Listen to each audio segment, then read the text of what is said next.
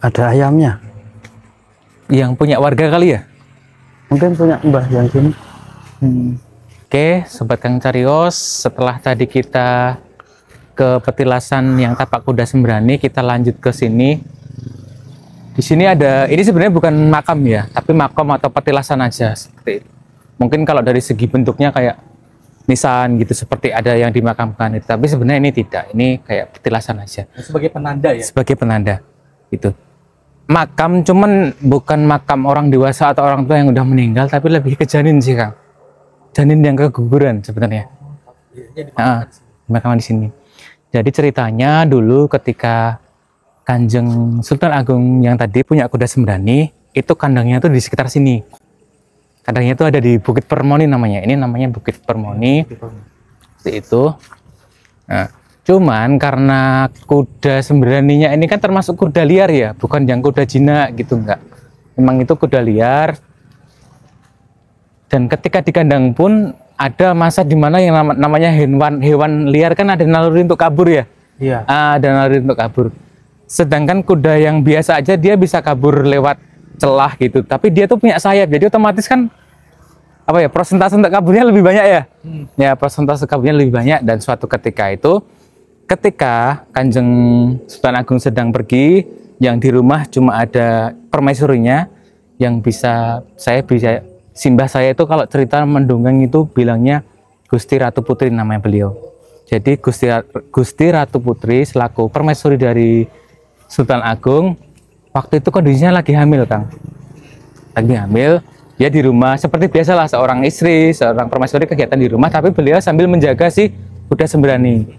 Tapi suatu ketika si kuda Sembrani ini berusaha untuk kabur. Kandangnya itu entah yang di bagian atas entah jebol atau gimana, akhirnya kuda Sembraninya terbang pergi gitu. Ketika itu si Gusti Ratu Putri berusaha untuk mengejar Kang.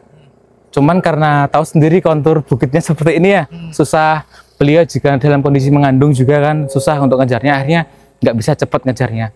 Sampai akhirnya kewalahan gitu, berusaha ngejar terus tapi nggak dapat, akhirnya berhasil kabur tuh kuda Sembraninya gitu. Dan lebih sedihnya lagi ketika beliau mengejar itu karena saking kencengnya ngejar, kandungannya tuh keguguran gitu. Disitulah posisi kegugurannya kan di sini, makanya dibikin cungkup atau penanda sebagai. Tapi beneran dikuburkannya di sini atau tidak ya?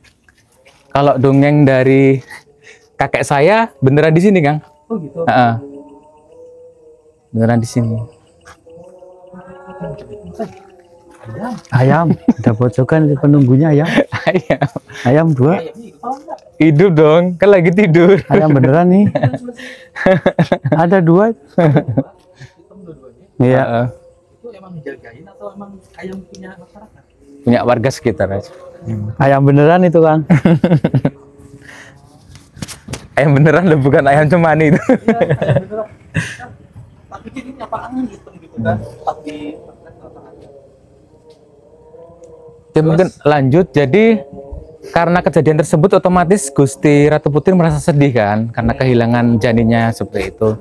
Pas ketika beliau lagi sedih-sedihnya itu, datanglah sosok seperti putri yang cantik dari atas bukit sana tuh. Di atas bukit, sosoknya perempuan juga turun, cantik gitu ya, seusia mungkin 25 sampai 30 lah.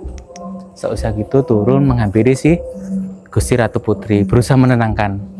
Jadi untuk satu lagi nih perempuan atau wanita yang datang itu, kalau simbah saya cerita itu namanya Ratu Permoni, karena di sini kan Bukit Permoni.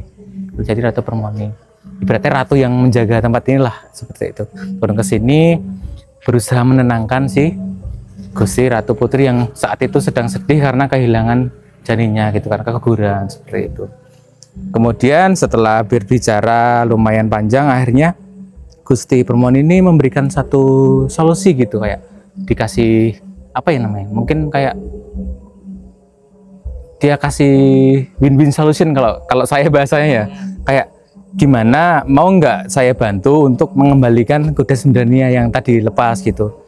Karena kan Gusti Ratu Putri selaku permaisuri Sultan Agung kan merasa diberi tanggung jawab nih, kayak dia kan harus gimana caranya menjaga amanah itu kan gitu, karena dia merasa mengemban itu harinya dia mencoba mendengarkan apa ini yang perlu, apa ini win-win solution yang disampaikan oleh Ratu Permoni. Kemudian Ratu Permoni menyampaikan bahwa aku bisa mengembalikan kembali kuda sembrani, tapi syaratnya adalah aku dipersunting menjadi istrinya dari Sultan Agung juga, seperti itu.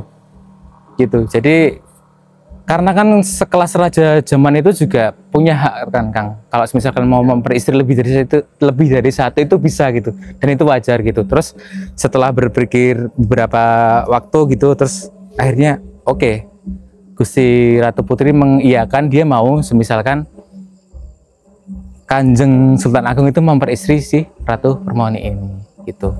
Nah, karena terjadi kesepakatan, ajaibnya setelah Gusti Ratu Putri ini kembali ke rumah, di samping kandangnya tadi, si kudanya tadi udah di sana Kang, udah balik tuh, gitu.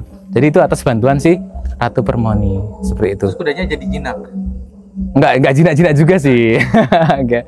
Cuman fun fact-nya adalah kata simbah saya, sebenarnya si Ratu Permoni ini sebenarnya adalah perwujudan dari Gusti Kanjeng Ratu Kidul dari Pantai Selatan sebenarnya gitu. Karena kan memang sudah banyak dibahas di beberapa histori bahwa memang anak cucu keturunan dari Raja Panembahan Sirnapati itu seperti Sultan Agung dan lain-lain, keturunannya itu memang ada hubungan khusus, ada hubungan spesial dengan Gusti Kanjeng Ratu Kidul, seperti itu. Makanya nggak heran ketika Gusti Kanjeng Ratu Kidul akhirnya diperistri oleh Kanjeng Sultan Agung. Ini dalam tanda kutip memperistri secara, bukan secara fisik ya, tapi secara spiritual gaibnya seperti itu. Jadi seperti itu. Jadi secara hubungan secara gaib antara manusia dengan dunianya mereka. Jadi supaya kerajaan Mataram ini dibantu nggak cuma dari segi manusianya, tapi dari segi gaibnya juga ikut menjaga lah, ikut mempertahankan kerajaan seperti itu. Itu Kang Cariyos. Jadi sebetulnya kan ini ada kaitannya dengan yang tadi landasan ada dari kuda sembrani ya. Jadi itu jadi sini lepasnya dan akhirnya dikembalikannya lagi di sini. Terus di sana adalah tempat ketika apa namanya landing dan take off ya. Seperti itu. Masih satu kawasan, masih di Bukit Permoni. Nah saat ini berarti kuda sembraninya kan tadi kita di sana sempat kayak merasakan ada kehadiran dari kuda sembrani. Kalau yang di sini gimana? Kalau yang di sini ya lebih ke ini sih, janin dari apa ya, calon bayi dari anaknya tadi kan, itu.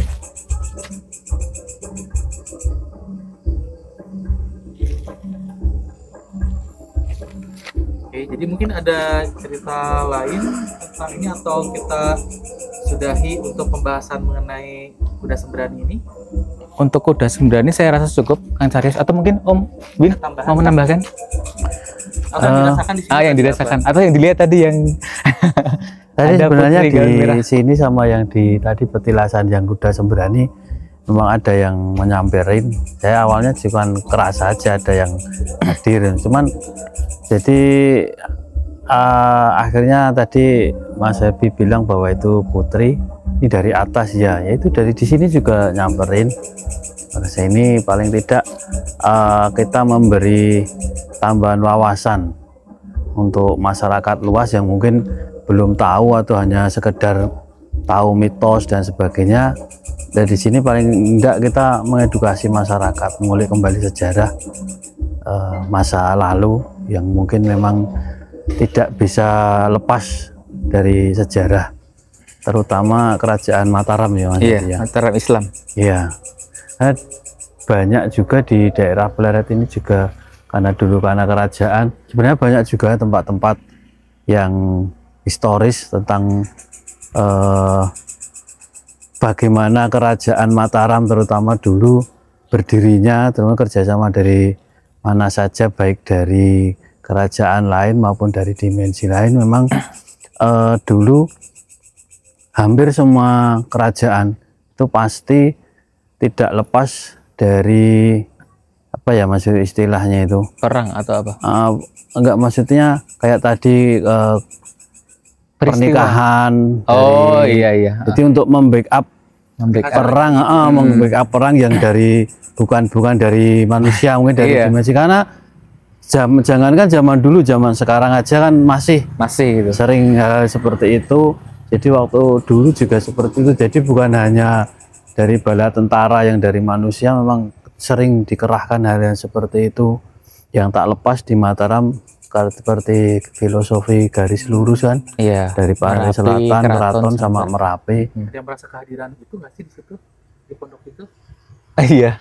Itu yang Gusti Ratu Kita Putrinya. dari atas tadi masih merinding di belakang. positif. Banget. Tapi positif kok, Kang. Positif. Kita nggak apa-apa Iya, ini. Jelas nggak banget apa-apa. sih ya, di situ. Ini sampai merinding nah. Ya. Selama Sebenarnya dari tadi, cuman nggak tahu kok ini langsung kerasa banget begitu kita karena kita ngomong bertiga kayak koneknya ini kan, jadi terkoneksi jadi lebih kerasa lagi. Iya benar. Kayak gitu. Oke, mungkin itu mengenai kisah kuda sembrani yang ada di sini. Nanti kita akan cari cerita-cerita lainnya lagi dan akan kita bahas kembali. Jadi jangan lupa untuk stay tune dan ikuti terus perjalanan Kang Carios. Sampurasun, selamat malam. Sampai jumpa lagi di video berikutnya.